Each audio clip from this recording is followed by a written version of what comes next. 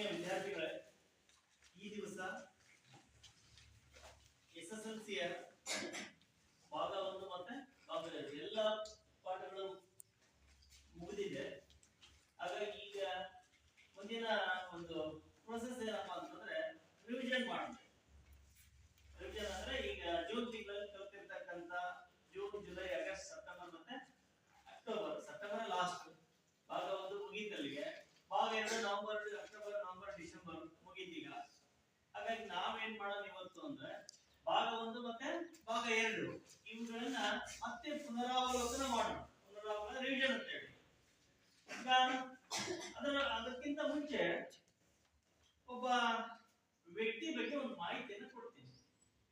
ಅಂದ್ರೆ ಒಬ್ಬ ವ್ಯಕ್ತಿ ಮನಸ್ಸು ಮಾಡಿದ್ರೆ ಏನೆಲ್ಲ ಮಾಡಬಹುದು ಅಂತ. ಸೌಲಭ್ಯಗಳು ಇದ್ದಂತ ವ್ಯಕ್ತಿಗೂ ಏನೂ ಸೌಲಭ್ಯ ಇಲ್ಲದೆ ಇರ್ತಕ್ಕಂತ ವ್ಯಕ್ತಿ. ಅಂದ್ರೆ ಯಾಕೆ ಈ ಮಾತನ್ನ ಹೇಳ್ತಾ ಇದ್ದೀನಿ ಅಂದ್ರೆ ನಮ್ಮಲ್ಲಿ ಛಲ ಇರಬೇಕು ಅಂತ. ಏನಿರ್ಬೇಕು ಹೇಳಿ? ಛಲ ಇರಬೇಕು ಅಂತ. ಯಾವ ಮನುಷ್ಯನ ಛಲ ಇರುತ್ತೋ ಅವನು ಯಾವತ್ತೂ ಜಾಗೃತವಾಗಿರ್ತಾನೆ. ಜಾಗೃತವಾಗಿದ್ರೆ ಏನಾಗ್ತಾನೆ ಅಂದ್ರೆ ಪ್ರತಿನಿತ್ಯ ಅವನಿಗೆ ಆ ಛಲ ಏನ್ ಮಾಡುತ್ತೆ ಅಂದ್ರೆ ಅವನು ಆ ಛಲ ಯಾಕೆ ಬರುತ್ತೆ? ಅವನು ಗುರಿ ಇಟ್ಕೊಂಡಿರ್ತಾನೆ. ಗುರಿ ಇದ್ದಾಗ ನಮಗೆ ಏನ್ ಬರುತ್ತೆ ಅಂದ್ರೆ ಛಲ ಬರುತ್ತೆ. ಆ ಛಲ ಇದ್ದಾಗ ನಾವು ಯಾವತ್ತು ಸದಾ ಜಾಗೃತರಾಗಿರ್ತೇವೆ. ಯಾಕೆ ಜಾಗೃತರಾಗಿರ್ತೇವೆ ಅಂದ್ರೆ ಆ ಛಲ ನಮ್ಮನ್ನು ಏನ್ ಮಾಡುತ್ತೆ ಅಂದ್ರೆ ಜಾಗೃತಗೊಳಿಸುತ್ತೆ. ಛಲ ಯಾಕೆ ಜಾಗೃತಗೊಳಿಸುತ್ತೆ ಅಂದ್ರೆ ನಾವು ಇಟ್ಕೊಂಡಿರ್ತಕ್ಕಂಥ ಗುರಿಯನ್ನ ತಲುಪಲಿಕ್ಕೆ ಅಂತ. ಬಹುಶಃ ನೀವು ಮಹಂತೇಶ್ ಬಿಳಿಗಿ ಅಂತ ದಾವಣಗೆರೆ ಒಳಗೆ ಏನಿದ್ರು ಅಂದ್ರ DC ಆಗಿದ್ರು. ಇವತ್ತು ಯಾವ್ದು ಇಂಧನ ಇದ್ರೊಳಗೆ ಏನೋ KG ಅಂತ ಕರೀತಿರಲ್ಲ, ಅದರೊಳಗಡೆ ಏನಾಗಿದೆ ಅಂದ್ರೆ ಮುಖ್ಯ ಸೆಕ್ರೆಟರಿನ ಒಂದು ಹುದ್ದೆಯಿಂದ ಅಲಂಕರಿಸಿದ್ದಾರೆ. ಅವರಲ್ಲಿ ಎಷ್ಟು ಬಡತನ ಇತ್ತು ಅಂದ್ರೆ ಮಠದಲ್ಲಿ ಓದಿದ್ದಾರೆ. ಧಾರವಾಡದಲ್ಲಿ ಯಾವ್ದೋ ಒಂದು ಮುರುಘಾ ಮಠ. ಹೀಗೆ ಓದ್ಬೇಕಾದ್ರೆ ಮನೆಯಲ್ಲಿ ಏನ್ ಮಾಡ್ತಿರ್ಲಿಲ್ಲ ಅಂದ್ರೆ ಪುಸ್ತಕಗಳನ್ನ ಕೊಡ್ಸಕ್ ಆಗ್ತಿರ್ಲಿಲ್ಲ. ಅಷ್ಟೊಂದು ಬಡತನ ಅವರಿಗೆ. ಟೆಕ್ಸ್ಟ್ ಬುಕ್ ಗಳನ್ನ ನೀವೇನು ಓದ್ತಿರಲ್ಲ ಪುಸ್ತಕಗಳು, ಈ ಪುಸ್ತಕಗಳನ್ನ ತೆಗೆದುಕೊಂಡು ಓದಲಿಕ್ಕೆ ಆಗದಷ್ಟು ಬಡತನ ಇತ್ತು. ಅವಾಗ ಅವ್ರು ಏನ್ ಮಾಡ್ತಿದ್ರಂತೆ, ಎಲ್ಲ ವಿದ್ಯಾರ್ಥಿಗಳು ಓದಿದ್ಮೇಲೆ ರೂಮಲ್ಲಿ ಮಠದಲ್ಲಿ, ಮತ್ತೆ ಮಠ ಅಂದ್ರೆ ಒಂದು 4 ಜನ 5 ಜನಕ್ಕೆ ಒಂದೊಂದು ರೂಮ್ ಕೊಡ್ತಿರ್ತಾರೆ ಸಾಮಾನ್ಯವಾಗಿ. ಅಲ್ಲಿ ಇಟ್ಕೊಂಡು ಅವರೆಲ್ಲ ಓದಿದ್ಮೇಲೆ ಅವ್ರು ಮಲಗಿದ್ಮೇಲೆ ಆ ಒಂದು ಪುಸ್ತಕ ತಗೊಂಡು ಏನ್ ಮಾಡ್ತಿದ್ರಂತೆ ಇವರು ಓದ್ತಿದ್ರು. ಸ್ವಂತ ತಗೊಳಕ್ಕೆ ಇರಲಿಲ್ಲ, ದುಡ್ಡು ಇರ್ಲಿಲ್ಲ. ಹೀಗೆ ಓದ್ತಾ ಓದ್ತಾ ಏನಾದ್ರು ಅಂದ್ರೆ SSLC ಫಸ್ಟ್ ಕ್ಲಾಸ್ ಅಲ್ಲಿ ಪಾಸ್ ಆಗ್ತಾರೆ. PUC ಹೋಗ್ತಾರೆ, ಅಲ್ಲಿ ಇದೇ ಸ್ಥಿತಿ. ಡಿಗ್ರಿ ಮಾಡ್ತಾರೆ. ಡಿಗ್ರಿ ಮಾಡ್ಬೇಕಾದ್ರೆ ಏನ್ ಮಾಡಿದ್ರು ಅಂದ್ರೆ ಬೇಗ ಇಂಗ್ಲಿಷ್ ಅನ್ನ ಕಲ್ತ್ಕೊಂಡು ಇಂಗ್ಲಿಷ್ ಕಲ್ತ್ಕೊಂಡು ಈ ಮನೆ ಪಾಠ ಮಾಡೋದು, ಟ್ಯೂಷನ್ ಅಂತಾರಲ್ಲ, ಇದನ್ನ ಮಾಡ್ತಾ ಏನ್ ಮಾಡಿದ್ರು ಜೀವನವನ್ನ ನಡೆಸಿ ಓದುತ್ತಾ ಕಲಿತಾರೆ. ಅಂದ್ರೆ ಓದುವುದರ ಜೊತೆಗೆ ಸಂಪಾದನೆಯನ್ನು ಮಾಡ್ತಾರೆ. ಯಾಕಂದ್ರೆ ಅವ್ರ ಖರ್ಚನ್ನ ಅವ್ರು ನಿಭಾಯಿಸ್ಬೇಕಲ್ಲ. ಹೀಗೆ ಓದ್ತಾ ಓದ್ತಾ ಕೊನೆಗೆ ಏನಾಯ್ತು ಅಂದ್ರೆ ಭಾರತೀಯ ಆಡಳಿತ ಸೇವೆ ಅಂತ UPSC ಏನ್ರಿ UPSC ಅಂತ ಕೇಂದ್ರ ಲೋಕ ಸೇವಾ ಆಯೋಗ ಅನ್ನಿಸ್ತಕ್ಕಂಥ ಪರೀಕ್ಷೆಯಲ್ಲಿ ಏನ್ ಮಾಡಿದ್ರು ಅಂದ್ರೆ ತಗೊಳ್ತಾರೆ. 1 ಬಾರಿ 2 ಬಾರಿ ನಮಗೆ ಅದರಲ್ಲಿ ಪಾಸ್ ಆಗಿ ಮುಂದೆ ಏನಾದ್ರು IAS ಆಫೀಸರ್ ಅಂತ ಏನಾಗ್ತಾರೆ ಅವರು? IAS ಆಫೀಸರ್ ಅಂದ್ರೆ. ಆದ್ರೆ ಅವ್ರು ಆಗ್ಬೇಕು ಅಂದ್ರೆ ಅವರಲ್ಲಿ ಏನಿತ್ತು ಅಂದ್ರೆ ಗುರಿ ಇತ್ತು. ಆ ಗುರಿ ಅವರನ್ನ ಸದಾ ಜಾಗೃತ ಮಾಡ್ತಿತ್ತು. ಯಾವುದು? ಛಲ. ಆ ಗುರಿ, ಛಲ ಇವೆರಡು ಇದ್ರೆ ವ್ಯಕ್ತಿ ಏನ್ ಮಾಡ್ಬೋದು ಅಂದ್ರೆ ಸಾಧನೆಯನ್ನ ಮಾಡ್ಬೋದು ಅಂತ. ನಾನು ಯಾವ್ದಾದ್ರು ಊರಿಗೆ ಹೋಗ್ಬೇಕು ಅಂದ್ರೆ, ಇಂಪಾರ್ಟೆಂಟ್ ಇರೋ ಊರಿಗೆ ಹೋಗ್ಬೇಕು, ಏನೋ ಬಹಳ ಖುಷಿ ಕೊಡ್ತಕ್ಕಂಥ ವಿಚಾರ ಇತ್ತು, ಬೆಳಿಗ್ಗೆ 5ಕ್ಕೆ ಕೇಳಬೇಕು ಅಂದ್ರೆ 4ಕ್ಕೆ ಎಚ್ಚರ ಆಗುತ್ತೆ. ಏನಾಗ್ತದೆ ನಮ್ಗೆ? 4 ಗಂಟೆಗೆ ಎಚ್ಚರ ಆಗುತ್ತೆ. ಅರ್ಥ ಆಯ್ತಾ ಹೇಳಿದೀಗ? ಯಾಕೆ 4 ಗಂಟೆಗೆ ಎಚ್ಚರ ಆಗುತ್ತೆ ಅಂದ್ರೆ ನನ್ನಲ್ಲಿ ಏನಿದೆ ಅಂದ್ರೆ ಅದ್ರ ಬಗ್ಗೆ, ಆ ವಿಷಯದ ಬಗ್ಗೆ ಬಹಳಷ್ಟು ಆಸಕ್ತಿ ಇದೆ. ಆ ವಿಷಯದ ಬಗ್ಗೆ ಆಸಕ್ತಿ ಇದೆ. ಹಾಗಾಗಿ ನಾನು ಬೇಗ ಏರ್ಪಡ್ತೇನೆ. ಹಂಗೆ ನಾವು ಕಲಿಬೇಕಾದ್ರೆ ಆಸಕ್ತಿಯಿಂದ ಕಲಿಬೇಕು, ಗುರಿ ಇಟ್ಕೊಳ್ಬೇಕು. ಮನುಷ್ಯನಿಗೆ ಛಲ ಇರಬೇಕು. ಛಲ, ಗುರಿ, ಆಸಕ್ತಿ ಇವು ಏನ್ ಮಾಡುತ್ತೆ ಅಂದ್ರೆ ನಮ್ಮನ್ನ ಸಫಲತೆಯ ಕಡೆಗೆ ಕೊಂಡೊಯ್ಯುತ್ತೆ. ಅದಕ್ಕೆ ವಿದ್ಯಾರ್ಥಿಗಳೇ, ನಾನು ಹೇಳೋದಿಷ್ಟೇ. ಈಗೆಲ್ಲ ಪಾಠಗಳೆಲ್ಲ ಮುಗಿದು ನಿಮ್ ಕೆಲಸ ಏನಾದ್ರು ನಿಮ್ದಿ. ನಾವೇನ್ ಹೇಳ್ಬೇಕು ಎಲ್ಲ ಹೇಳಾಯ್ತು. ಈಗ ಮುಂದಿನ ಕೆಲಸ ಏನಪ್ಪಾ ಅಂದ್ರೆ ನಿಮ್ದು. ಇನ್ನು ಕೇವಲ ಇರೋದು ಎಷ್ಟಪ್ಪ ಅಂದ್ರೆ 2 ತಿಂಗಳು ಮಾತ್ರ ಇದೆ. ಆ 2 ತಿಂಗಳು ಇರೋದ್ರಿಂದ ನೀವು ಬಹಳ ಅಂದ್ರೆ 1 ನಿಮಿಷನೂ ವೇಸ್ಟ್ ಮಾಡದಾಗೆ ನೀವೇನ್ ಮಾಡಬೇಕು ಅಂದ್ರೆ ಈ ಒಂದು ವಿಷಯವನ್ನು SSLC ಎಲ್ಲ ವಿಷಯಗಳನ್ನು ಓದಬೇಕು ಅಂತ ಹೇಳ್ತಾ ಈ ಒಂದೊಂದೇ ಪಾಠವನ್ನ ರಿವಿಷನ್ ಮಾಡ್ತೀನಿ. ನಾನು ಮಾಡ್ತೀನಿ, ನೀವು ಯಾರಾದ್ರೂ ಒಬ್ರು ಮಾಡ್ತಿದ್ರೆ ಯಾರು ಮಾಡ್ತೀರಿ? ಯಾರಾದ್ರೂ ಒಂದೊಂದೇ ಪಾಠ ರಿವಿಷನ್ ಮಾಡ್ತೀರಾ? ಯಾರು ಮಾಡ್ತೀರಿ? ಹೇಮಾ, ಸರಿ ಬಾರಮ್ಮ. ಈಗ ಮೊದಲನೇ ಪಾಠ ಭಾರತಕ್ಕೆ ಯುರೋಪಿಯನ್ನರ ಆಗಮನ. ಅದರಲ್ಲಿ ನೀವೇ ಯಾರಾದ್ರೂ ಒಬ್ರು ಅಂದ್ರೆ ಹೇಮಾ ರೆಡಿ ಆಗ್ಲಿಲ್ಲ ಹೇಳಕ್ಕೆ. ಅದರಲ್ಲಿ ಅವಳು ಹೇಳ್ತಾಳೆ ಈಗ ಯಾವ್ದು ಇಂಪಾರ್ಟೆಂಟ್ ಪ್ರಶ್ನೆ ಯಾವ್ದು ಏನು ಅಂತ ಅದ್ರ ಬಗ್ಗೆ ಮಾಹಿತಿ ಹೇಳಿದ್ಮೇಲೆ ಅವಳು ಹೇಳಿದ್ದಕ್ಕಿಂತ ಇಂಪಾರ್ಟೆಂಟ್ ಏನಾದ್ರು ಕ್ವಶನ್ ಗಳಿದ್ರೆ ನೀವು ಹೇಳ್ಬೋದು. ಸರ್ ಅದರಲ್ಲೂ ಈ ಪ್ರಶ್ನೆ ಬಿಟ್ಟು ಇಲ್ಲ ನಿಮ್ಗೆ ಏನಾದ್ರು ಡೌಟ್ಸ್ ಇದ್ರೆ ಕೇಳಬಹುದು. ಸದ್ಯ ಭಾಗ 1 ಅಷ್ಟೇ, ಭಾಗ 2 ಆಮೇಲೆ ನೋಡೋಣ. ಇವತ್ತು ಭಾಗ 1 ಮಾತ್ರ. ಹಾಗಾಗಿ ಭಾಗ 2 ಬಂದವರು ಏನ್ ಮಾಡ್ತಾರೆ, ಸ್ವಲ್ಪ ಏನ್ ಅವ್ರು ಹೇಳಿದ್ರು ಯಾವ್ದಾದ್ರು ವಿಷಯ ಬಿಟ್ಟಿದ್ರೆ ಅದನ್ನ ನೀವಾದ್ರೂ ಹೇಳ್ಬೋದು, ನಾನಾದ್ರೂ ಕೇಳ್ತೀನಿ. ಸರಿನಾ? ಸರಿ ಬಾರಮ್ಮ.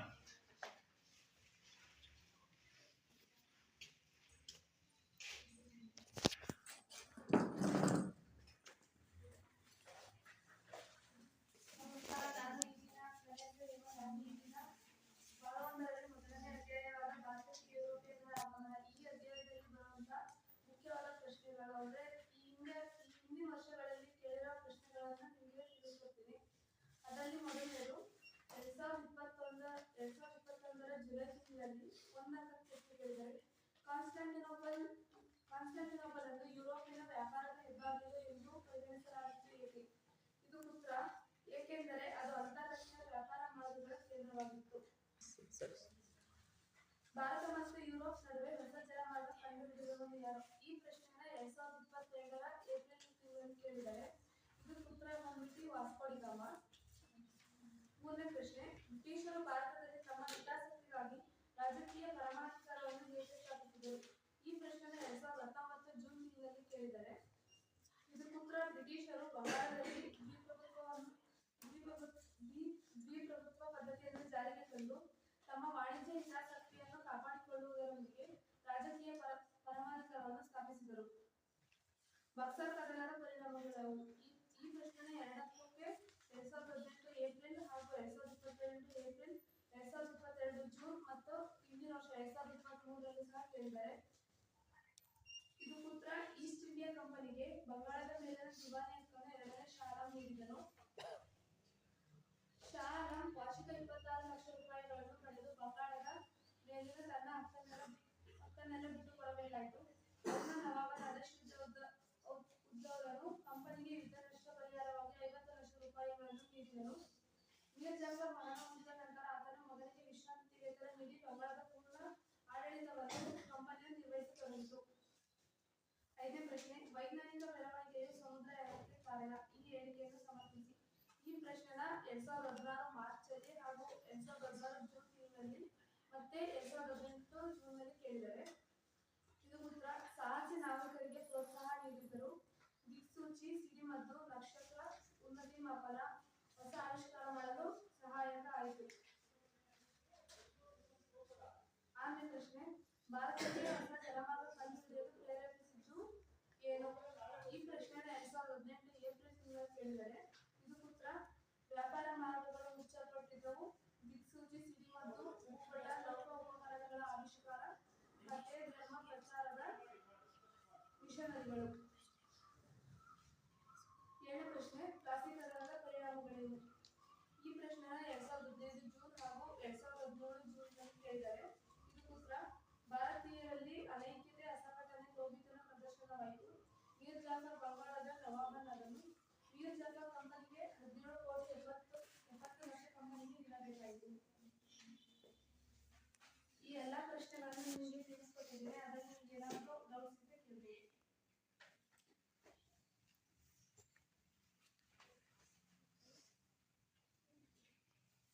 ಕೇಳ್ರಿ, ಭಾರತಕ್ಕೆ ಜಲಮಾರ್ಗ ಕಂಡುಹಿಡಿಯಲು ವೈಜ್ಞಾನಿಕ ಕಾರಣ, ಹೌದಾ? ಇದ್ರ ಬಗ್ಗೆ ಒಂದು ಪ್ರಶ್ನೆ ಹೇಳಿದ್ದೀನಿ. ಅದೇನದು ಪ್ರಶ್ನೆ ಇನ್ನೊಂದ್ಸಲ ರಿಪೀಟ್ ಮಾಡು, ಆಮೇಲೆ ಯಾವ ವರ್ಷ ಅದನ್ನ ಕೇಳಿದ್ದಾರೆ ಅಂತಕ್ಕಂಥದ್ದನ್ನು. ಸಾಮಾನ್ಯವಾಗಿ ಮಕ್ಕಳೇ ನೋಡಿ, 2023ರಿಂದ ಹಿಂದಕ್ಕಿರತಕ್ಕಂಥ ಪ್ರಶ್ನೆಗಳನ್ನ ಜಾಸ್ತಿ ರಿಪೀಟ್ ಆಗ್ತವೆ. 24ರಲ್ಲಿ ಕೇಳಿರೋ 3 ಪ್ರಶ್ನೆ ಪತ್ರಿಕೆಗಳು ಬಂದು 2024ರಲ್ಲಿ 3 ಪರೀಕ್ಷೆಗಳಾಗಿರೋದ್ರಿಂದ ಸಾಮಾನ್ಯವಾಗಿ ಆ 3 ಪ್ರಶ್ನೆ ಪತ್ರಿಕೆಗಳಲ್ಲಿ ಯಾವ್ದು ಇಂಪಾರ್ಟೆಂಟ್ ಬಂದಿರಲ್ವೋ ಅದನ್ನ 2025ರಲ್ಲಿ ಏನ್ ಮಾಡ್ತಾನಂದ್ರೆ ಕೇಳ್ತಾನೆ ಅಂತ. ಆ 3 ಪ್ರಶ್ನೆ ಪತ್ರಿಕೆಯಲ್ಲಿ ಯಾವ್ದು ಇಂಪಾರ್ಟೆಂಟ್ ಬಂದಿರಲ್ವೋ ಅದನ್ನ ಜಾಸ್ತಿ ಏನ್ ಮಾಡ್ತಾನೆ ಕೇಳ್ತಾನೆ. ಆಮೇಲೆ ಅದರಲ್ಲೂ ಪ್ರಶ್ನೆಗಳು ಬರ್ತವೆ, ರಿಪೀಟ್ ಆಗ್ತವೆ. ಅರ್ಥ ಆಯ್ತಾ? ಅದನ್ನ ಕೇಳಮ್ಮ, ಅದು ಯಾವ ವರ್ಷ ಕೇಳಿದ್ರ? ವೈಜ್ಞಾನಿಕ ಬೆಳವಣಿಗೆ ಸಮುದ್ರ ಯಾನಕ್ಕೆ ಕಾರಣ. ಆಮೇಲೆ ಭಾರತಕ್ಕೆ ಜಲಮಾರ್ಗ ಕಂಡುಹಿಡಿಯಲು ಕಾರಣವೇನು? ಇವೆಲ್ಲ ಪ್ರಶ್ನೆಗಳಿಗೆ ಉತ್ತರ ಒಂದೇ ಬರುತ್ತೆ. ಯಾವ್ಯಾವ ವರ್ಷ ಕೇಳಿದಾರೆ ಅದನ್ನ?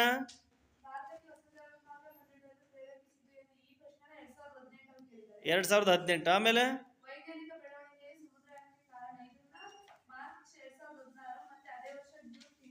ಹಾ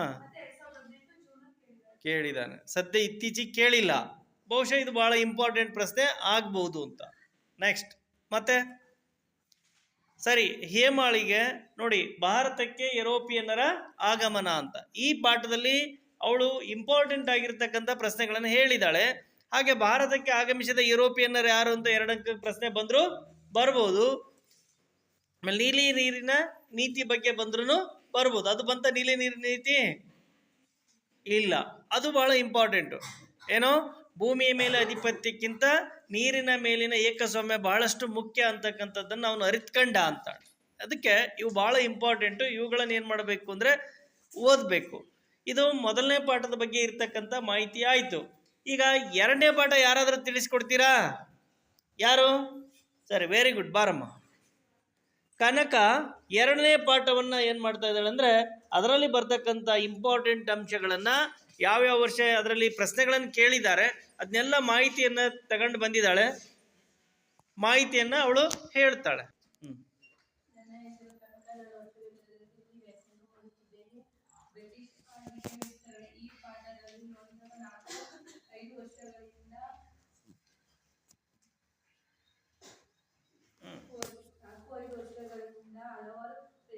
ಇಂಪಾರ್ಟೆಂಟ್ ಎಂದು ನಾನು ಈ ಪಾಠ ನೋಡಿ ನನಗೆ ತಿಳಿಯುವ ಪ್ರಶ್ನೆಗಳನ್ನು ನೋಟ್ ಮಾಡಿಕೊಂಡು ಬಂದಿದ್ದೇನೆ.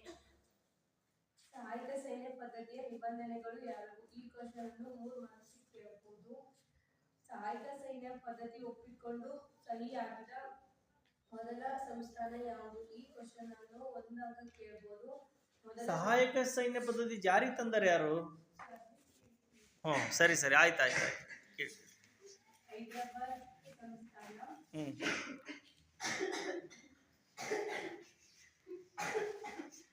ವೆಲ್ಲೆಸ್ಲಿಯು ತನ್ನ ಹುದ್ದೆಗೆ ರಾಜೀನಾಮೆ ನೀಡಿ ಇಂಗ್ಲೆಂಡಿಗೆ ಏಕೆ ಮರಳಿದನು? ಇದನ್ನು 1 ಕೇಳ್ಬೋದು. ಅದು ಯುದ್ಧ ಕಂಪನಿಗೆ ನಷ್ಟವಾಗಿ ಅವನು ಇಂಗ್ಲೆಂಡಿಗೆ ಮರಳಿ ಹೋಗುತ್ತಾನೆ. ದತ್ತು ಮಕ್ಕಳಿಗೆ ಅಖಿಲ ನೀತಿಯನ್ನು ಜಾರಿಗೆ ತಂದವರು ಯಾರು?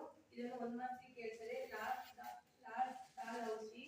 ಸಹಾಯಕ ಸೈನ್ಯ ಪದ್ಧತಿಯನ್ನು ಜಾರಿಗೆ ತಂದವರು ಯಾರು? Lord Wellesley.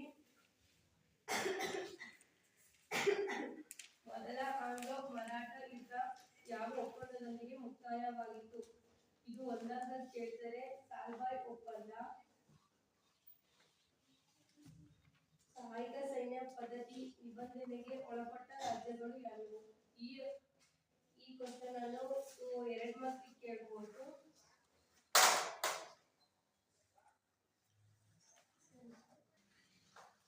ಸರಿ, ಇವಿಷ್ಟು ಪ್ರಶ್ನೆ ನೀನು ನೋಡ್ಕೊಂಡಿದ್ದು ನಿನಗೆ ಅನ್ಕೊಂಡು ಮತ್ತೆ ಹೇಳಿ ನೋಡೋಣ. ಯಾರಿಗಾದ್ರೂ ಇದರಲ್ಲಿ ಇನ್ನೂ ಇಂಪಾರ್ಟೆಂಟ್ ಬಿಟ್ಟು ಹೋಗಿದೆ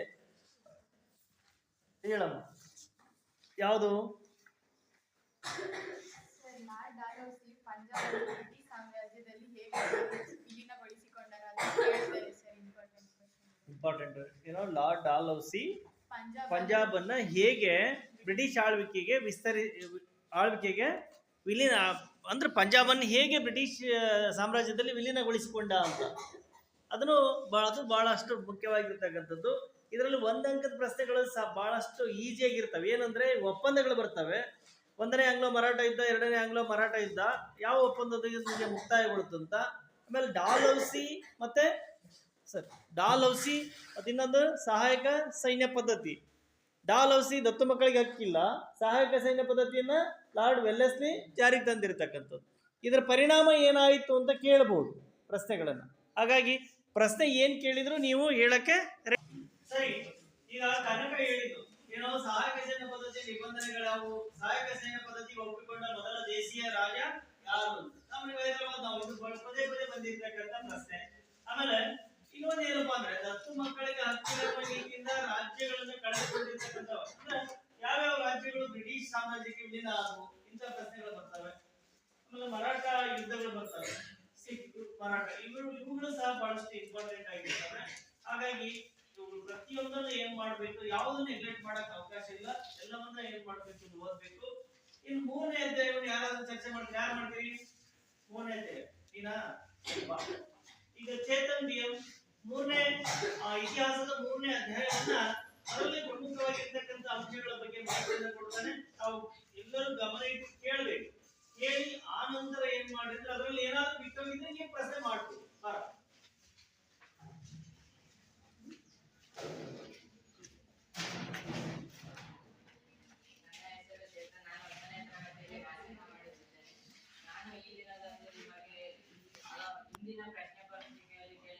ಮಾತಾಡಬೇಡಿ.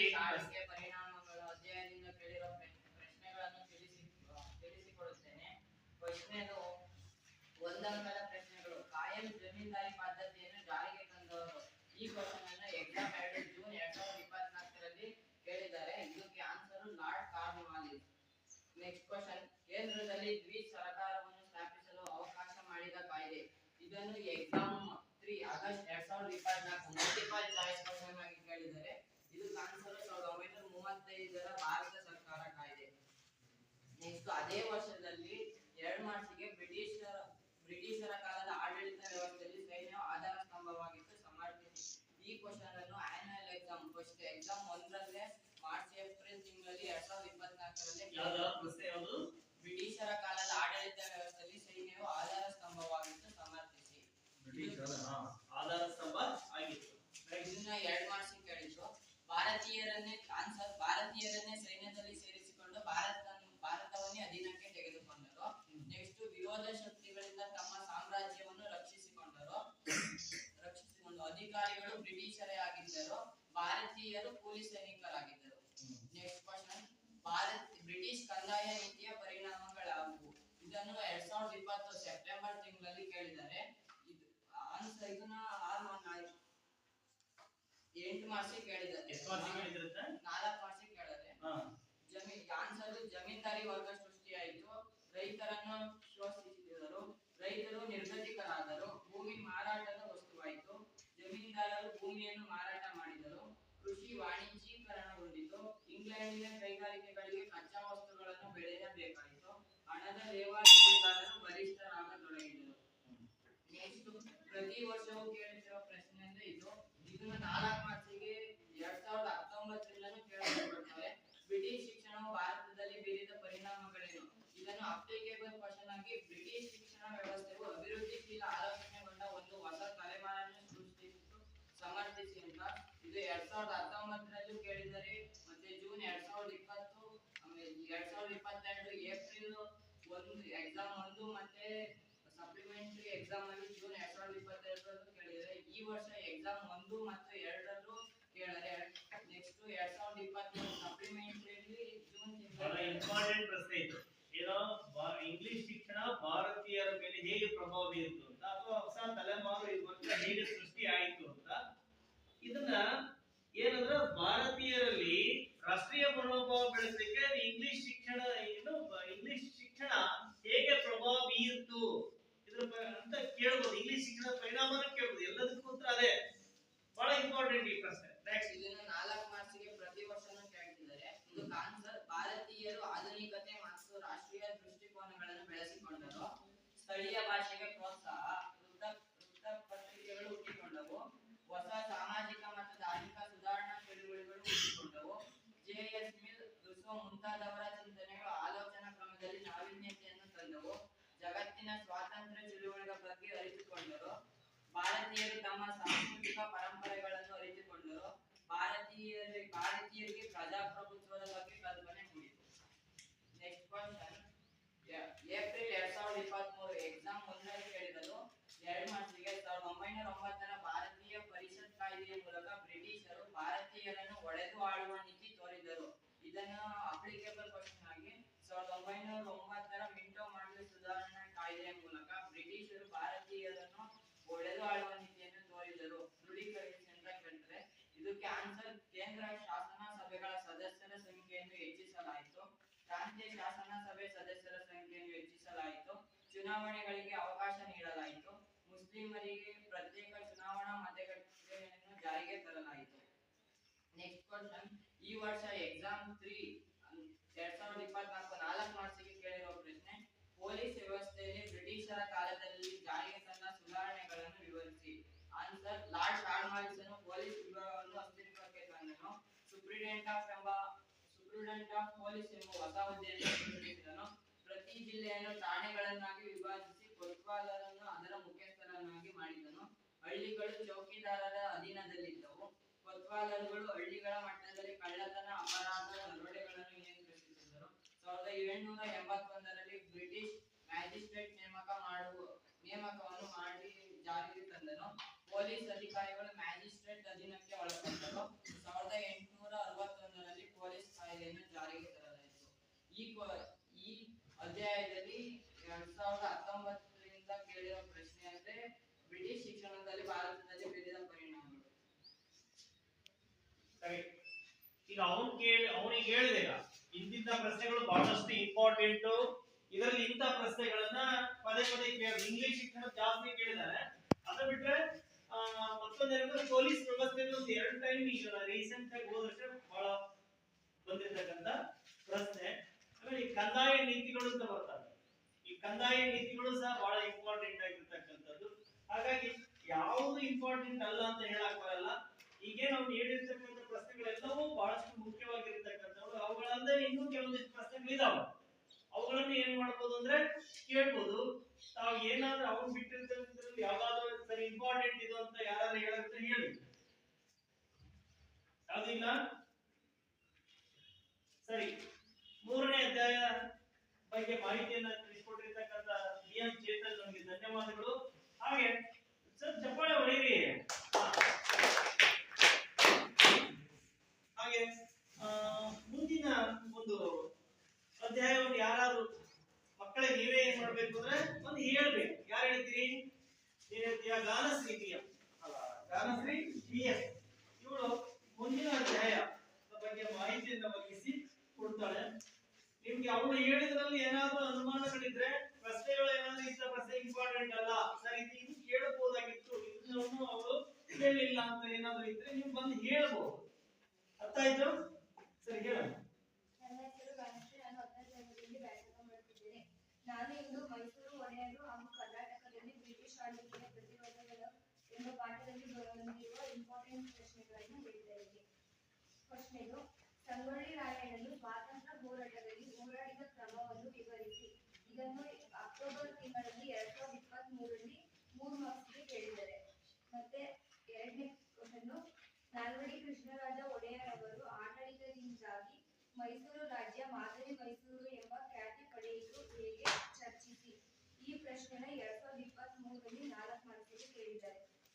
ಮತ್ತೆ ಕಿತ್ತೂರು ಸ್ವಾತಂತ್ರ್ಯ ಹೋರಾಟದಲ್ಲಿ ಸಂಗೊಳ್ಳಿ ರಾಯಣ್ಣನ ಪಾತ್ರವೇನು? ಈ ಪ್ರಶ್ನೆಯನ್ನ 2023 ಮತ್ತು 2024ರಲ್ಲಿ 3 ಮಾರ್ಕ್ಸ್ಗೆ ಕೇಳಿದ್ದಾರೆ.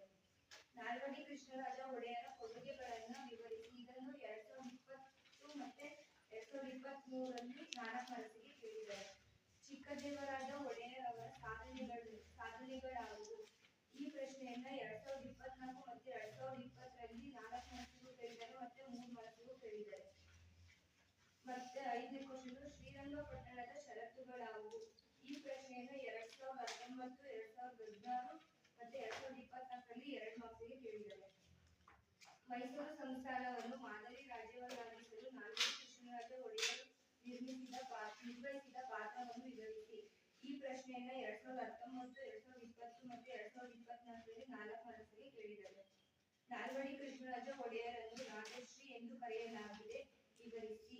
ಇದನ್ನ 2024ರಲ್ಲಿ ಪೂರ್ವ ಸಿದ್ಧತಾ ಪರೀಕ್ಷೆಯಲ್ಲಿ 3 ಮಾರ್ಕ್ಸ್ಗೆ ಕೇಳಿದ್ದಾರೆ. ಮತ್ತೆ ಸ್ವಾತಂತ್ರ್ಯ ಹೋರಾಟದಲ್ಲಿ ಪುಟ್ಟಬಸಪ್ಪನವರ ಪಾತ್ರವನ್ನು ತಿಳಿಸಿ. ಈ ಪ್ರಶ್ನೆಯನ್ನು 2021 ಮತ್ತೆ 2022ರಲ್ಲಿ 3 ಮಾರ್ಕ್ಸ್ಗೆ ಕೇಳಿದ್ದಾರೆ. ಮತ್ತೆ ಚಿಕ್ಕದೇವರಾಜನಿಗೆ ಇದ್ದ ಬಿರುದುಗಳನ್ನು ತಿಳಿಸಿ. ಈ ಪ್ರಶ್ನೆಯನ್ನು 2019, 2023 ಮತ್ತೆ 2024ರಲ್ಲಿ 2 ಮಾರ್ಕ್ಸ್ಗೆ ಕೇಳಿದ್ದಾರೆ. ಮತ್ತೆ ಮೊದಲನೇ ಆಂಗ್ಲೋ ಮೈಸೂರು ಯುದ್ಧ ಯಾವ ಒಪ್ಪಂದದೊಂದಿಗೆ ಮುಕ್ತಾಯಗೊಂಡಿತು? ಈ ಪ್ರಶ್ನೆಯನ್ನ 2020, 2019 ಮತ್ತೆ 2021ರಲ್ಲಿ 1 ಮಾರ್ಕ್ಸ್ಗೆ ಕೇಳಿದ್ದಾರೆ. ಮತ್ತೆ ಎರಡನೆಯ ಆಂಗ್ಲೋ ಮೈಸೂರು ಯುದ್ಧ ಯಾವ ಒಪ್ಪಂದದೊಂದಿಗೆ ಮುಕ್ತಾಯಗೊಂಡಿತು? ಇದನ್ನು 2016ರಲ್ಲಿ 1 ಮಾರ್ಕ್ಸ್ಗೆ ಕೇಳಿದ್ದಾರೆ. ಧನ್ಯವಾದ. ಆಯ್ತಾ?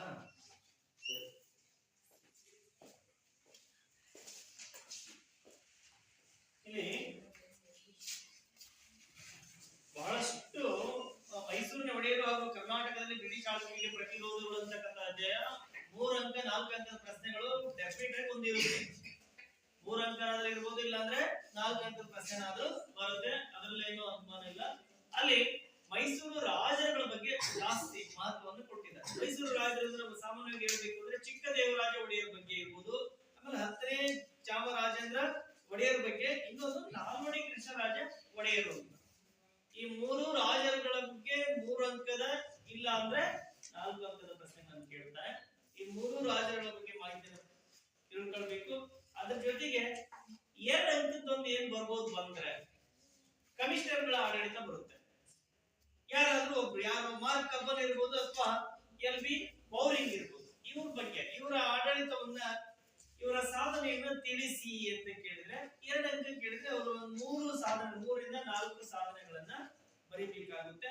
ಹಾಗೆ ಅದರ ಜೋಡಿ ಇನ್ನೊಂದು ಏನಪ್ಪಾ ಅಂದ್ರೆ ಸಾಮಾನ್ಯವಾಗಿ ಕರ್ನಾಟಕದಲ್ಲಿ ಬ್ರಿಟಿಷ್ ಆಳ್ವಿಕೆ ಪ್ರತಿರೋಧಗಳು ಅಂತಂದ್ರೆ ಅಲ್ಲಿ ಹೈದರ್ ಅಲಿ ಮತ್ತೆ ಟಿಪ್ಪು ಸುಲ್ತಾನ್ ಬರ್ತಾನೆ. ಹೈದರ್ ಅಲಿ ಟಿಪ್ಪು ಸುಲ್ತಾನ್ ಅಂದ್ರೆ ಸಾಮಾನ್ಯವಾಗಿ ಆಂಗ್ಲೋ ಮೈಸೂರು ಯುದ್ಧಗಳು ಅಂತ. 1ನೇ ಆಂಗ್ಲೋ ಮೈಸೂರು ಯುದ್ಧ, 2ನೇ ಆಂಗ್ಲೋ ಮೈಸೂರು ಯುದ್ಧ, 3ನೇ ಆಂಗ್ಲೋ ಮೈಸೂರು ಯುದ್ಧ. ಅದ್ರಲ್ಲಿ 3ನೇ ಆಂಗ್ಲೋ ಮೈಸೂರು ಯುದ್ಧದ ಏನು ಷರತ್ತುಗಳು ಅಂದ್ರೆ ಒಪ್ಪಂದಗಳು ಏನು ಅಂತ, 3ನೇ ಆಂಗ್ಲೋ ಮೈಸೂರು ಯುದ್ಧ ಮುಕ್ತಾಯ ಆದ್ಮೇಲೆ ಅದರ ಪರಿಣಾಮ ಏನಾಯಿತು ಅಂತಕ್ಕಂಥದ್ದು. ಹಾಗೆ 4ನೇ ಆಂಗ್ಲೋ ಮೈಸೂರು ಯುದ್ಧದ ಆದ್ಮೇಲೆ ಏನಾಯಿತು, ಮೈಸೂರು ಸಂಸ್ಥಾನ ಅದು ಟಿಪ್ಪುವಿನ ಸಾಮ್ರಾಜ್ಯ ಏನಾಯಿತು ಅಂತ ಪ್ರಶ್ನೆ ಇರ್ಬೋದು. ಆಮೇಲೆ 1ನೇ ಆಂಗ್ಲೋ ಮೈಸೂರು ಯುದ್ಧ, 2ನೇ ಆಂಗ್ಲೋ ಮೈಸೂರು ಯುದ್ಧ ಯಾವ ಒಪ್ಪಂದಗಳೊಂದಿಗೆ ಮುಕ್ತಾಯಗೊಳ್ತು ಅಂತ ಪ್ರಶ್ನೆಗಳು ಬಂದ್ರು ಬರಬಹುದು ಅಂತ ಹೇಳಿ. ಇದಾದ್ಮೇಲೆ ಇನ್ನೊಂದೇನಪ್ಪಾ ಅಂತಂದ್ರೆ ಇಲ್ಲಿ ದೊಂಡಿಯ ವಾಗ ಅಂತ ಬರ್ತಾನೆ. ದೊಂಡಿಯ ವಾಗನ ಅಂತ್ಯ, ದೊಂಡಿಯ ವಾಗನ ಬಗ್ಗೆ ಅಷ್ಟೊಂದು ಪ್ರಶ್ನೆಗಳು ಬರಲ್ಲ. ಬೈ ಚಾನ್ಸ್ ಬಂದ್ರು ಏನ್ ಮಾಡ್ಬೇಕು ಅಂತ 3 ಅಂಕಕ್ಕೆ ಬೇರೆ 2 ಅಂಕಕ್ಕೆ ಬರುತ್ತೆ, ಬರೀಬೇಕು. ಕಿತ್ತೂರಿನ ಬಂಡಾಯದಲ್ಲಿ ವೀರರಾಣಿ ಚೆನ್ನಮ್ಮ ಮತ್ತೆ ಸಂಗೊಳ್ಳಿ ರಾಯಣ್ಣ ಇವರಿಬ್ಬರದು ಬಹಳಷ್ಟು ಇಂಪಾರ್ಟೆಂಟ್. ಇನ್ನು ಅಮರ ಸುಳ್ಯದ ಬಂಡಾಯ ಮತ್ತೆ ಪುಟ್ಟಬಸಪ್ಪ ಕೊಡಗಿನ ಬಗ್ಗೆ ಇದು ಸಹ ಬಹಳ ಇಂಪಾರ್ಟೆಂಟ್. ಸುರಪುರ ದಂಗೆ ವೆಂಕಟಪ್ಪ ನಾಯಕನ ಬಗ್ಗೆ ಇರ್ತಕ್ಕಂಥದ್ದು. ಕೊಪ್ಪಳದ ವೀರಬಸಪ್ಪ ಅಲಗಲಿಯ ಬೇಡರ ದಂಗೆ ಇವು ಬಹಳ ಇಂಪಾರ್ಟೆಂಟ್. ಬಟ್ ಇಲ್ಲಿ ಮಟ್ಟ ಅಷ್ಟೊಂದು ಪ್ರಶ್ನೆಗಳು ಇದರಲ್ಲಿ ಬಂದಿಲ್ಲ, ಹಾಗಂತ ನಾವೇನ್ ಮಾಡಕ್ಕಾಗಲ್ಲ, ನೆಗ್ಲೆಕ್ಟ್ ಮಾಡಕ್ಕೆ ಬರಲ್ಲ. ಅದರಲ್ಲಿ ಪ್ರತಿಯೊಂದರಲ್ಲೂ ಅಲಗಲಿಯ ಬೇಡರ ಬಗ್ಗೆ ಇರ್ತಕ್ಕಂಥ ಒಂದು 6 ಪಾಯಿಂಟ್ಸ್ ಅನ್ನು ನೆನಪಿಟ್ಕೊಳ್ಬೇಕು. ಸುರಪುರ ದಂಗೆ ಒಂದು 6 ಪಾಯಿಂಟ್ಸ್ ಅನ್ನ ನೆನಪಿಟ್ಕೊಳ್ಬೇಕು. ಕೊಪ್ಪಳದ ವೀರಬಸಪ್ಪ ಅದು ಸಹ ಒಂದು 4 ಪಾಯಿಂಟ್ಸ್ ಅನ್ನ 6 ಪಾಯಿಂಟ್ಸ್ ಅನ್ನ ಏನ್ ಮಾಡ್ಕೊಳ್ಬೇಕು, ನೀವು ಪಾಯಿಂಟ್ಸ್ ಮಾಡ್ಕೊಂಡಿದ್ರಲ್ಲ 6 ಪಾಯಿಂಟ್ಸ್ ಅನ್ನ ರೆಡಿ ಇಟ್ಕೊಂಡಿರ್ಬೇಕು. 6 ಪಾಯಿಂಟ್ಸ್ ಅನ್ನ ನೀವು ರೆಡಿ ಮಾಡ್ಕೊಂಡ್ರೆ ಏನಾಗುತ್ತೆ ಅಂದ್ರೆ ಪುಸ್ತಕ ಇಲ್ಲ ಅಂದ್ರೆ ಒಂದು ನೋಟ್ಸ್ ರೂಪದಲ್ಲಿ ಮುಗಿದು ಏನಾದ್ರೆ ನೀವು ಶಾರ್ಟ್ ಕಟ್ ನೋಟ್ಸ್ ರೆಡಿ ಮಾಡ್ಕೊಳ್ಬೇಕು. ಓದ್ತಾ ಓದ್ತಾ ನೀವೇನ್ ಮಾಡ್ಬೇಕು, ಬರೀತಾ ಒಂದೊಂದು ಒಂದ್ ಪ್ರಶ್ನೆಗೆ 6 ಮಾರ್ಕ್ಸ್ ಅಲ್ಲ 6 ಪಾಯಿಂಟ್ಸ್. ಸಾಮಾನ್ಯವಾಗಿ 4 ಅಂಕ ಕೇಳಲ್ಲ ಅಂತ ಗೊತ್ತಿರುತ್ತೆ, ವಿಷಯ ಕಡಿಮೆ ಇರುತ್ತೆ ಅಂತಲ್ಲ 6 ಪಾಯಿಂಟ್ಸ್ ಅನ್ನ ನೀವು ರೆಡಿ ಮಾಡ್ಕೊಂಡ್ರೆ ಸಾಕು. ಇದಾದ್ಮೇಲೆ ಸಾಮಾಜಿಕ ಮತ್ತು ಧಾರ್ಮಿಕ ಸುಧಾರಣಾ ಚಳವಳಿಗಳು ಬರುತ್ತೆ. ಈ ಧಾರ್ಮಿಕ ಮತ್ತೆ ಸಾಮಾಜಿಕ ಮತ್ತು ಧಾರ್ಮಿಕ ಸುಧಾರಣಾ ಚಳವಳಿಗಳು ಬಹಳಷ್ಟು. ಇದರಲ್ಲಿ ಏನಂದ್ರೆ 2 ಅಂಕ ಕೇಳೋದು ಜಾಸ್ತಿ, 3 ಅಂಕ ಕೇಳೋದು ಜಾಸ್ತಿ. ಬಹಳ ಈಸಿ ಇದರಲ್ಲಿ ನೆನ್ಪಿಟ್ಕೊಳ್ಳೋದು ಏನಪ್ಪಾ ಅಂದ್ರೆ ಬಹಳಷ್ಟು ಅನುಕೂಲ. ನೀವು ಪ್ರಯತ್ನ ಪಡಬೇಕಷ್ಟೇ. ಬ್ರಹ್ಮ ಸಮಾಜ ಇರ್ಬೋದು, ಆರ್ಯ ಸಮಾಜ ಇರ್ಬೋದು, ಆಮೇಲೆ ಆತ್ಮರಾವ್ ಪಾಂಡುರಂಗ ಇರ್ಬೋದು, ಪ್ರಾರ್ಥನಾ ಸಮಾಜ ಇರ್ಬೋದು, ಯುವ ಬಂಗಾಳಿ ಚಳವಳಿ ಇರ್ಬೋದು, ರಾಮಕೃಷ್ಣ ಮಿಷನ್, ಸತ್ಯ ಶೋಧಕ ಸಮಾಜ, ಅಧಿವೇಶನ್, ಇವ್ರ ಬಗ್ಗೆ ಮಾಹಿತಿಯನ್ನ ಯಾರಾದ್ರೂ ಹಂಚ್ಕೊಳ್ತೀರಾ? ಯಾರು? ಸರಿ ಬಾರಮ್ಮ. ಪೂಜಾ ಬಿಡಿ ಇವರು ಈ ಒಂದು ಸಾಮಾಜಿಕ ಮತ್ತು ಧಾರ್ಮಿಕ ಸುಧಾರಣಾ ಚಳವಳಿಗಳ ಬಗ್ಗೆ ಮಾಹಿತಿಯನ್ನ ಕೊಡ್ತೀನಿ ಅಂತ ಬರ್ತಿದ್ದಾಳೆ. ಅವ್ರಿಗೆ ನಾನು ಸಾಮಾಜಿಕ ಮತ್ತು ಧಾರ್ಮಿಕ ಸುಧಾರಣೆ ಚಳವಳಿಯ ಇಂಪಾರ್ಟೆಂಟ್ ಪ್ರಶ್ನೆಗಳು ಹೇಳ್ತೀನಿ. ಒಂದು ಮಾರ್ಕ್ಸಿಂದು ಆಂಗ್ಲೋ ಓರಿಯೆಂಟಲ್ ಕಾಲೇಜನ್ನು ಪ್ರಾರಂಭಿಸಿದವರು ಯಾರು? Sir Syed Ahmad Khan. Anglo oriental college ಇದು ಮುಂದೆ ಏನೆಂದು ಹೆಸರು ಪಡೆಯಿತು? ಅಲಿಗಢ ಮುಸ್ಲಿಂ ವಿಶ್ವವಿದ್ಯಾಲಯ ಎಂದು ಹೆಸರು ಪಡೆಯಿತು. ಸ್ವಾಮಿ ದಯಾನಂದ ಸರಸ್ವತಿಯ ಕೃತಿ ಯಾವುದು? ಪ್ರಕಾಶ. ಸ್ವಾಮಿ ದಯಾನಂದ ಸರಸ್ವತಿಯ ಘೋಷಣೆ ಯಾವುದು? ವೇದಗಳಿಗೆ ಹಿಂದಿರುಗಿ. ಸ್ವಾಮಿ ವಿವೇಕಾನಂದರ ಗುರು ಯಾರು? ರಾಮಕೃಷ್ಣ ಮಿತ್ರ. ಯಾವಾಗ ಕೇಳಿದ್ರ ಈ ಪ್ರಶ್ನೆಗಳನ್ನ? ನೀನ್ ಪ್ರಶ್ನೆ ಮಾಡ್ಕೊಂಡಿ ಅಥವಾ ಹಿಂದೆ ಯಾವಾಗಾದ್ರೂ ಕೇಳಿದವದವ? ನೀನ್ ಮಾಡ್ಕೊಂಡಿರೋ, ನೀನ್ ಅನ್ಕೊಂಡಾಗಿ ಇವು ಇಂಪಾರ್ಟೆಂಟ್ ಅಂತ, ಆದ್ರೆ ಹಿಂದೆ ಯಾವಾಗಾದ್ರೂ ಕೇಳಿದಂತ ಗೊತ್ತಿಲ್ಲ, ಮಾಹಿತಿ ಇಲ್ಲ. ಸರಿ ಹೇಳು. ಸ್ವಾಮಿ ವಿವೇಕಾನಂದರ ಗುರು ಯಾರು? ರಾಮಕೃಷ್ಣ ಮಿತ್ರ. ಸ್ವಾಮಿ ವಿವೇಕಾನಂದರ ಗುರುಗಳು ಯಾರು ಅಂದ್ರೆ ಯಾರು? ರಾಮಕೃಷ್ಣ ಪರಮಹಂಸರು. ತಿಳಿತಾ? ನೆಕ್ಸ್ಟ್. ಸ್ವಾಮಿ ವಿವೇಕಾನಂದರ ಸಮಾಜ ಸುಧಾರಣೆ ಆಶಯವೇನಾಗಿತ್ತು? ಹಾ. ಅಲಿಗಢ ಚಳವಳಿಯ ಉದ್ದೇಶವೇನು? ಭಾರತೀಯ ನವೋದಯ ಜನಕ ಎಂದು ಯಾರನ್ನು ಕರೆಯಲಾಗಿದೆ ಏಕೆ? ಮೂರು ಮಾರ್ಕ್ಸಿಂದು ದಯಾನಂದ ಸರಸ್ವತಿ ಅವರ ಪ್ರಾರ್ಥನಾ ಸಮಾಜಕ್ಕೆ ನೀಡಿದ ಕೊಡುಗೆಗಳೇನು? ಫೆಲಿಯರ್ ಅವರ ಬಗ್ಗೆ ಪಟ್ಟಿ ಮಾಡಿ. ಆನಿ ಬೆಸೆಂಟ್ ಅವರ ಥಿಯಾಸಾಫಿಕಲ್ ಸೊಸೈಟಿ ಕಾರ್ಯಚಟುವಟಿಕೆ ನವಚೈತನ್ಯ ನೀಡಿದರ ದೃಢೀಕರಿಸಿ. ಅಲಿ ಬೆಸೆಂಟ್ ಅವರ ಯಾವುದು? ಅಲಿ ಬೆಸೆಂಟ್ ಅವರ ಥಿಯಾಸಾಫಿಕಲ್ ಸೊಸೈಟಿಯ ಕಾರ್ಯಚಟುವಟಿಕೆಗಳು ಏನು? ಇದು ಬಹಳ ಇಂಪಾರ್ಟೆಂಟ್ ಪ್ರಶ್ನೆ. ಇದರಲ್ಲಿ ಬಹಳಷ್ಟು ಇಂಪಾರ್ಟೆಂಟ್ ಪ್ರಶ್ನೆಗಳು. ಇದರಲ್ಲಿ ಏನಂದ್ರೆ ನಿಮಗೆ ನೆನಪಿಟ್ಕೊಳ್ಳಿಕ್ಕೆ ಬಹಳಷ್ಟು ಅನುಕೂಲಕರವಾಗಿರ್ತಕ್ಕಂಥ ಪ್ರಶ್ನೆಗಳು ಜಾಸ್ತಿ ಬರ್ತವೆ. ಆಮೇಲೆ ಆರಾಮಾಗಿ ಓದ್ಬೋದು. ಇಲ್ಲಿ ಬ್ರಹ್ಮ ಸಮಾಜದ ತತ್ವಗಳನ್ನ, ಬೋಧನೆಗಳನ್ನ ತಿಳಿಸಿ, ಆಮೇಲೆ ರಾಮಮೋಹನ್ ರಾಯರ ಒಂದು ಸಾಧನೆಯನ್ನ ತಿಳಿಸಿ, ಆಮೇಲೆ ಅವ್ರು ಯಾವ್ಯಾವ ಪತ್ರಿಕೆಯನ್ನ ಪ್ರಾರಂಭ ಮಾಡಿದ್ರು, ಯಾವ ಕೃತಿಯನ್ನ ಬರೆದ್ರು, ಇವೆಲ್ಲ ಕೇಳ್ತಾರೆ. ಹಾಗೆ ಯುವ ಬಂಗಾಳಿ ಚಳವಳಿ ಬಗ್ಗೆ ಅದರಲ್ಲೂ ಸಹ 3 ಅಂಕ ಪ್ರಶ್ನೆ ಬರುತ್ತೆ. ಆಮೇಲೆ ಆರ್ಯ ಸಮಾಜದ ಬೋಧನೆಗಳನ್ನ ತಿಳಿಸಿ. ದಯಾನಂದ ಸರಸ್ವತಿ ಅವರ ಬೋಧನೆಗಳು ಅಂದ್ರೆ ಆರ್ಯ ಸಮಾಜದ ಬೋಧನೆಗಳು ಅವೇ, ಅವನ್ನೇ ಬರೀಬೇಕು. ಇನ್ನು ಪ್ರಾರ್ಥನಾ ಸಮಾಜದ ಬಗ್ಗೆನೂ ಅಷ್ಟೇ. ರಾಮಕೃಷ್ಣ ಪರಮಹಂಸರು ಅಥವಾ ರಾಮಕೃಷ್ಣ ಮಿಷನ್ನಿನ ಧ್ಯೇಯೋದ್ದೇಶಗಳೇನು ಅಂತ ಕೇಳ್ತಾನೆ. ಹಾಗೆ ಯಾರು? ಸ್ವಾಮಿ ವಿವೇಕಾನಂದರು, ಅವ್ರ ಬಗ್ಗೆನೂ ಮಾಹಿತಿಯನ್ನ ಕೇಳ್ತಾರೆ. ಆಂಗ್ಲೋ ಓರಿಯೆಂಟಲ್ ಕಾಲೇಜ್ ಅನ್ನ ಮುಂದೆ ಅಲಿಗಢ ಮುಸ್ಲಿಂ ವಿಶ್ವವಿದ್ಯಾಲಯ ಆಯ್ತು ಅಂತ ಹೇಳಿ. ಹೀಗೆ ಪ್ರತಿಯೊಂದು ಸತ್ಯಶೋಧಕ ಸಮಾಜ, ಜ್ಯೋತಿಬಾ ಫುಲೆ ಮತ್ತೆ ಸಾವಿತ್ರಿಬಾ ಫುಲೆ ಇವ್ರ ಬಗ್ಗೆ ಇರ್ತಕ್ಕಂಥ ಮಾಹಿತಿ. ಥಿಯೋಸಾಫಿಕಲ್ ಸೊಸೈಟಿ, ಶ್ರೀ ನಾರಾಯಣ ಗುರು, ಪೇರಿಯಾ, ಇವೆಲ್ಲವೂ ಸಹ 2 ಅಂಕ 3 ಅಂಕ ಪ್ರಶ್ನೆಗಳು ಬರ್ತವೆ. ನೀವು ಅವುಗಳನ್ನ ಏನ್ ಮಾಡ್ಕೊಳ್ಬೇಕು? ಒಬ್ಬೊಬ್ರು ಒಂದು ಪಾಯಿಂಟ್ಸ್ ಮಾಡ್ಕೊಳ್ಬೇಕು. 6 ಪಾಯಿಂಟ್ಸ್ 8 ಪಾಯಿಂಟ್ಸ್. ಅರ್ಥ ಆಯ್ತಾ? ಈ ತರ ಮಾಡ್ತಾ ಇವತ್ತಿಗೆ ಎಷ್ಟು ಪಾಠ ಆಯ್ತು ಅಂತಂದ್ರೆ 5 ಅಧ್ಯಾಯಗಳು ಮುಗಿದು ನಾಳಿನ ಅವಧಿಯಲ್ಲಿ ಮತ್ತೆ 5 ಅಧ್ಯಾಯಗಳನ್ನ ನೋಡೋಣ. ಈ 5 ಅಧ್ಯಾಯಗಳನ್ನ ನೀವೇನ್ ಮಾಡ್ಕೊಳ್ಬೇಕು ಅಂದ್ರೆ ಇವತ್ತು ಹೇಳಿರ್ತಕ್ಕಂಥ ಪ್ರಶ್ನೆಗಳನ್ನ ನೋಡ್ಕೊಂಡು ನೀಟಾಗಿ ಓದ್ಕೊಂಡು ಬರ್ಬೇಕು. ನಾಳೆ ಇವುಗಳನ್ನ ಪ್ರಶ್ನೆ ಕೇಳಿ ಒಂದು 20 ಅಂಕಕ್ಕೆ, 5 ಅಧ್ಯಾಯಗಳಲ್ಲಿ ಎಷ್ಟು ಅಂಕಕ್ಕೆ? 20 ಅಂಕಕ್ಕೆ ಏನ್ ಮಾಡ್ತಾರೆ ಪರೀಕ್ಷೆಯನ್ನ ಮಾಡ್ತೀನಿ. ಎಲ್ಲರೂ ಓದ್ಕೊಂಡು ಬರ್ಬೇಕು. ಏನಾದ್ರೂ ಗೊತ್ತಾಗಿಲ್ಲ ಅಂದ್ರೆ ತಕ್ಷಣ ಇವತ್ತೇ ಏನ್ ಮಾಡ್ಬೇಕು? ಸಂಜೆ ಗ್ರೂಪ್ ಸ್ಟಡಿ ಇರುತ್ತಲ್ಲ ಅವಾಗ ಕೇಳಿ. ಸರಿನಾ? ಅದೇನು ಕೇಳೋದೈತಾ? ನೋಡೋಣ ಮುಂದಿನ ಯಾವ್ದಾದ್ರು